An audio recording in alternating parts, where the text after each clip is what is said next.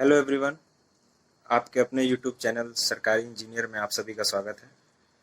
मेरा नाम आकाश पाल है और मैं हरदुआगंज तापीय परियोजना में अवर अभियंता के पद पर कार्यरत हूँ। तो जैसा कि मैंने पुराने वीडियोस डाले, उसमें आप लोग ने बहुत प्यार दिखाया, उसमें आप लोगों ने बधाइयाँ दी, जिसका मैं तहे दिल से धन्यवाद करता हूँ। और प्यार आपने दिखाया कमेंट्स में, कई लोगों ने तारीफ़ की, कई लोगों ने स्ट्रेटजी पूछी, कई लोगों ने बुक्स पूछी। तो उसी को लेकर आज का वीडियो होने वाला है। और वीडियो शुरू करने से पहले मैं आप सभी से जो है कि क्षमा प्रार्थी हूँ आप सभी का, कि मैं इधर मतलब आप कई टाइम से लोग बोल रहे थे कि सर वीडियो बनाइए, अपनी स्ट्रेटजी बनाइए, कैसे करें, किया आपने, क्या है। और मैं इधर थोड़ा बहुत हेक्टिक चल रहा था क्योंकि मुझे डिवीज़न अलॉट हो गया है और मैं सेंट्रल कंट्रोल रूम में ऑपरेशन ग्रुप में मुझे रखा गया है। तो वहाँ की जॉब थोड़ी हेक्टिक है और शिफ्ट है, और इससे पहले मैंने कभी जॉब करी नहीं है, तो वो थोड़ा शेड्यूल में मैं अभी थोड़ा उसमें ढल रहा हूँ, जिसकी वजह से मुझे समय नहीं मिल पा रहा था। और अब जैसे तैसे समय निकाला है तो ये आज का वीडियो करता हूँ। तो देखिए, सबसे पहले अगर मैं बात करूँ कि कैसे क्या करना है, तो देखिए सबसे पहले जो मेरा पर्सपेक्टिव ये है कि अगर आप तैयारी शुरू कर रहे हैं तो आधा आपका सिलेक्शन तभी हो जाता है जब आपने किताब उठाई होती है, ठीक है।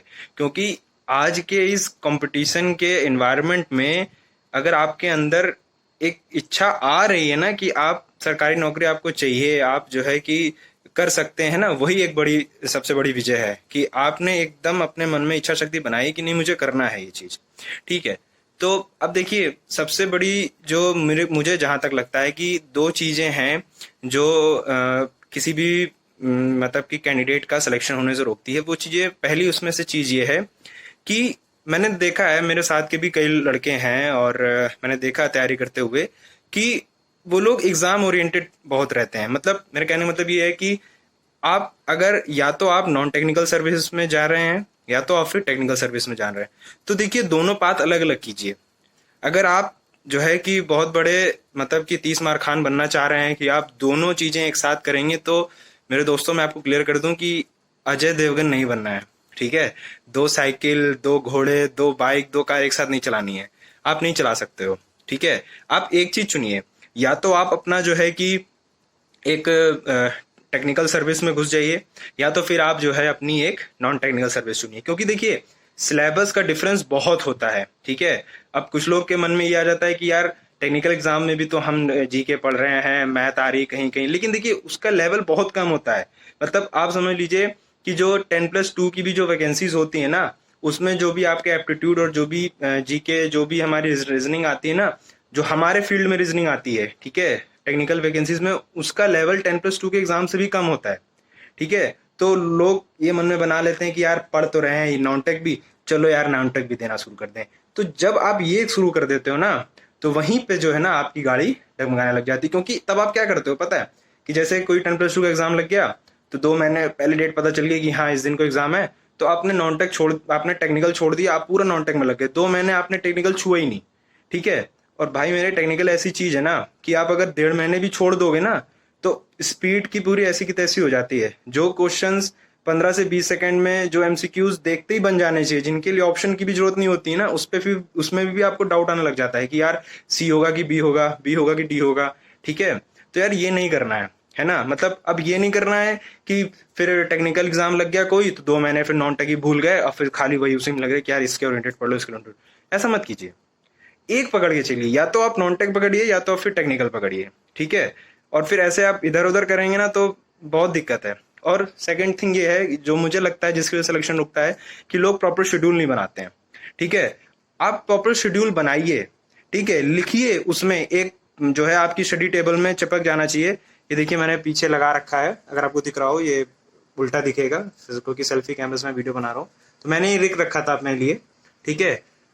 तो इसको बनाइए, क्योंकि जब ये रहेगा ना तो आपको चीजें ना सिस्टमेटिक वे में चलती हैं। अब ऐसे मत हो रही कि कभी मन कर गया तो हाँ कभी टेक उठा के पढ़ लिया, टेक के 2 सब्जेक्ट पढ़ लिए, 2 चैप्टर पढ़ लिए, फिर भूल गए, अब फिर शाम को जो है मैथ पढ़ने लग गए, अब हो ही नहीं रहा है कुछ, ठीक है ना। तो ऐसे आप जब तक देखिए आप चीजें ऑर्गेनाइज नहीं करेंगे ना, आप अपने लिए चीजें कठिन बनाएंगे, ठीक है। क्योंकि आप एक प्रॉपर शेड्यूल बनाइए कि मुझे ये घंटे से ये घंटे में टेक्निकल पढ़ना है, मुझे ये घंटे में इतने से इतने टाइम मुझे रीजनिंग करनी है, इतने से इतने टाइम में मुझे जो है कि टेक्निकल का सिलेबस पढ़ना है, रीडिंग करनी है, उसके बाद फिर मुझे उसके एमसीक्यूज करने हैं, न्यूमेरिकल सेक्शन अलग कर रहा है। ऐसे ऐसे आप प्रॉपर शेड्यूल बनाइए। देखिए, मैं अपना कोई प्रॉपर शेड्यूल नहीं आपको बताऊंगा और ना ही आप किसी के प्रॉपर शेड्यूल को फॉलो कीजिए, आपको अपना खुद बनाइए, ठीक है। क्योंकि देखिए, क्लियर आपको करना है तो मतलब आपके हिसाब से होना चाहिए कि आपको चीजें कैसे करनी है, समझ रहे हो ना। अब कोई सुबह पढ़ता है, कोई रात में पढ़ता है, ठीक है, तो सबकी चीजें अलग अलग होती हैं। आप किसी का सुन के मत बनाइए, आप अपने को इवेल्युएट कीजिए कि आप कहाँ कमी है, आप कहाँ कैसा टाइम दे सकते हो। अब हो सकता है मैं बता दूं, मेरी आदत थी कि मैं जो है कि रात में भी पढ़ता था कभी कभी, फिर ऐसा शेड्यूल हो जाता था कि मैं महीने भर सुबह उठ के पढ़ रहा हूँ, ठीक है। तो वो जैसी जैसी सुटेबल बने कि भाई रात में नहीं बन पा रहा है या रात में कुछ प्रॉब्लम हो रही है तो ठीक है सुबह कर लेंगे, ठीक है ना। तो लेकिन करिए। और सबसे पहली चीज तो मैं आपको ये बताऊं कि आप एक प्रॉपर अपना टाइम सेट कीजिए, ठीक है। कितने घंटे, सबसे बड़ा क्वेश्चन ये होता है कि कितने घंटे पढ़ना है, कितने घंटे पढ़ा जाए कि सिलेक्शन हो जाए। तो देखिए दोस्तों, ऐसा कोई घंटे नहीं होते हैं, ठीक है, कि आपको इतने घंटे पढ़ने हैं या ऐसा कुछ है।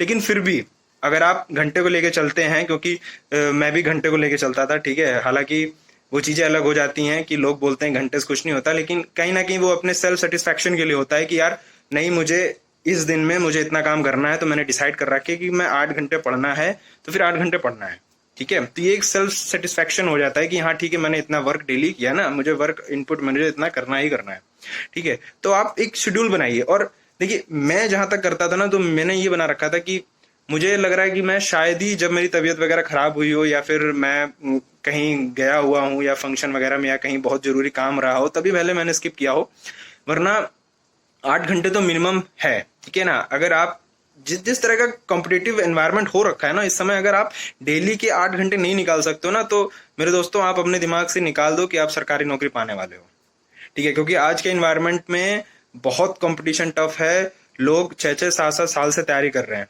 ठीक है। और अगर आप जो है कि आपको बहुत अर्ली स्टेज में नौकरी चाहिए, 2 से 3 साल में ही नौकरी चाहिए आपको, कि आपने तैयारी शुरू करी 2 से 3 साल में, 22-23 साल में आपको नौकरी मिल जाए, 24 साल तक नौकरी मिल जाए, तो दोस्तों औरों से अलग आपको एफर्ट करना पड़ेगा, ठीक है। आप मतलब समझ लीजिए, आपका ब्रेक तभी होना चाहिए ना जब आप बिल्कुल असमर्थ हो कि यार तबीयत खराब है, आज तो कुछ हो ही नहीं सकता, या शादी फंक्शन में बहुत कोई इंपॉर्टेंट, बहुत कोई खास घर का हो, तभी आप जाइए, ठीक है ना। वैसे इन सबको स्किप कीजिए, मैं तो यही बोलूंगा। और बाकी 8 घंटे तो मिनिमम रखने ही रखने हैं आपको, ठीक है। अगर आप एज अ आर लेके चलते हो कि इतने घंटे करना, तो डेली के 8 घंटे तो मिनिमम होने चाहिए, ठीक है। जिसमें और फिर अगर आप जैसे एग्जाम आपकी डेट टाइम पे आ गई, ठीक है, जैसे आपको डेट पता चल गई कि हाँ आज से 20 दिन या 25 दिन बाद मेरा एग्जाम है, तो फिर आप टाइम बढ़ा दीजिए, ठीक है। मतलब 11 घंटे कर लीजिए, है ना, 11.5 घंटे कर लीजिए, अगर आप दे सकते हो तो। मैं ऐसे नहीं बोलूंगा कि वैसे कीजिए, वो एक अपनी कैपेबिलिटी के हिसाब से होती है। कोई बंदा 8 घंटे में बहुत ज्यादा ग्रैप्स कर लेता है और किसी बंदे को उतनी चीजें ग्रैप्स करने में 12 से 13 घंटे लग जाते हैं, ठीक है ना। तो मतलब मेरे कहने का मतलब ये ना कि आप एक प्रॉपर शेड्यूल बनाइए। और देखिए, जब भी आपको कोई एग्जाम लग जाए, है ना, कि जैसे मान लीजिए कि 25 दिन रह गए हैं और फिर यूपीआर में जेई का एग्जाम लग गया है, तो आप ना एक ऐसे ना एक ओवरव्यू एक पन्ने में ना लिख लो, ठीक है, कि यार मुझे इस दिन से इस दिन तक जो है ना मुझे ये चीजें कर लेनी है, ठीक है। और ये चीजें मैं फिर उसके बाद इस दिन से इस दिन तक मुझे मैथ पढ़ लेनी है या मुझे रीजनिंग का रिवीजन कर लेना है। मतलब आपको ना हर एक एग्जाम से पहले ना आपका पूरा का पूरा सिलेबस रिवाइज होना चाहिए। इवन जो भी टेक्निकल पोर्शन आ रहे हैं वो तो आपको रिवाइज होनी ही चाहिए। सेकंड थिंग, जो भी आपकी मतलब नॉन टेक्निकल जितनी भी चीजें आ रही हैं, जैसे करंट अफेयर हो गया, ठीक है। और ये अब देखिए, मैं आपको बताऊं ना, देखिए करंट अफेयर पे ज्यादा मत जाइएगा, क्योंकि देखिए मैंने भी एग्जाम दिए कई, और 3-4 एग्जामों में मैं मतलब सेकंड स्टेज तक गया भी हूँ, और 1-2 एग्जाम में फाइनल में भी बाहर हुआ हूँ। तो देखिए, मैंने जहां तक देखा ना कि आप करंट अफेयर टेक्निकल एग्जाम के लिए, मैं बता रहा हूँ टेक्निकल एग्जाम के लिए इतना ज्यादा नहीं है, ठीक है ना। 1-2 क्वेश्चन के लिए ना आपको बहुत ज्यादा मतलब कि वहां पे वास्ट एक इन्वायरमेंट कवर करना पड़ता है, ठीक है। तो मैं क्या करता था ना कि मैं लास्ट के 5-6 दिन जो है ना वो सेपरेट कर देता था। जब एग्जाम के 5-6 दिन पहले, मैं उसी दिन सारे जो है यूट्यूब पे ना लास्ट 8 मंथ के या लास्ट 1 साल के करंट अफेयर उससे देख लेता था, या फिर कोई भी एक टेक्स्ट बुक ले लेता था, उसको जल्दी जल्दी रीड मार जाता। क्योंकि देखिए, करंट अफेयर एक ऐसी चीज है कि आप जो पढ़ोगे ना वो नहीं आएगा, ठीक है, आप कितना भी पढ़ लो उसके क्वेश्चन आप नहीं बना पाओगे, तो उस पर ज्यादा टाइम, मतलब मैं देखता हूँ कि रोज लड़के रोज एक एक घंटे का वीडियो देख रहे हैं उसको। तो यार देखिए, मेरे पर्सपेक्टिव से मैंने वो कभी नहीं किया। ठीक है, मैं हमेशा ये करता था कि जब लास्ट के एग्जाम के 5-6 दिन बचते थे तो मैं लास्ट के शेड्यूल बनाता था जो मैं अपना लास्ट का, तो उसमें 6 दिन मैं सेपरेट कर देता था और उसी में मैं अपने करंट अफेयर करता था जो भी करने थे वो 6 साल में। और जो फंसना होता था ना उसी में फंस जाता था दोस्त। ठीक है, आप कितना भी पढ़ लो ना 2 या 3 ही कर पाओगे करंट अफेयर। ठीक है, तो वो 2-3 करंट अफेयर हो जाते थे। ठीक है, और वैसे भी टेक्निकल सर्विसेज में इतना जो है नॉन टेक नहीं पूछता है, तो उसका कोई इशू नहीं है। ठीक है, अब रही बात कि बुक्स क्या होनी चाहिए। ठीक है, तो देखिए, as per competitive exam level ना ऐसी कोई टेक्स्ट बुक नहीं बनी है कि आप उस टेक्स्ट बुक को फॉलो कीजिए। ठीक है, तो मैं अपना बताऊं तो मैंने दिल्ली से कोचिंग करी हुई है। ठीक है, 7 महीने कोचिंग करी थी, फिर कोविड आ गया जिसकी वजह से फिर मैं अपने घर पे आ गया और वहां से फिर मैंने अपना सेल्फ स्टडी करता रहा। ठीक है, और फैकल्टी वगैरह से भी हेल्प मिलती रहती थी, कोई भी डाउट होता था तो देखिए, सबसे पहले अगर मैं बुक्स बताऊं तो बुक का मतलब यही है कि आप ऑब्जेक्टिव के लिए कौन सी बुक लें। ठीक है, तो देखिए, जब भी आप तैयारी शुरू कर रहे हैं, बिगिनर हैं अगर आप, तो देखिए सबसे पहले जो आपको बेसिक बुक शुरू करनी है ना, बेसिक बुक शुरू करनी है उसकी मैं